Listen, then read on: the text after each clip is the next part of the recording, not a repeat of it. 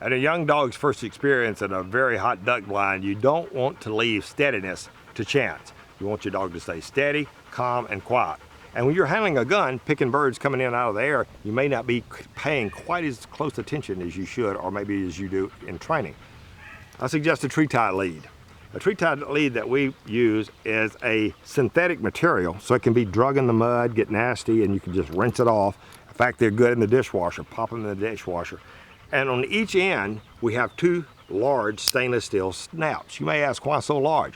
Well, in a duck blind, you're handling, in a cold weather, you've got big gloves on. And the small little snaps are just so difficult to use. I use big things called scissor snaps.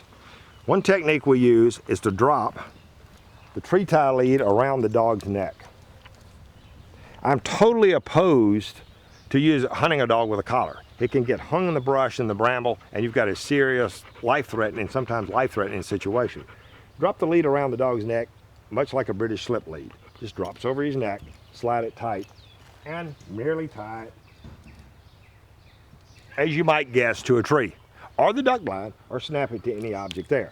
Now, we have a guaranteed steady dog. We can continue to shoot, pay attention to where our birds fall, and when we're ready to make the retrieve, we have the ability to do so. The tree tie lead also doubles as a slip lead. Now this is a 6 foot in length, and you really need a minimum of 6 foot to do any good, because you've got to have some space in the blind to tie. But it doubles up as a nice lead as well. Simply snap it into the swivel, and you've got one that can snap to his collar when you do go back to the duck blind or to the lodge. The third thing I like to do with a tree tie lead, if you don't have a tree available, is to slide it around the dog's neck and simply wrap it around your foot. When you're standing like this, you're standing on the lead, the dog breaks, you have instant stopping power with your dog.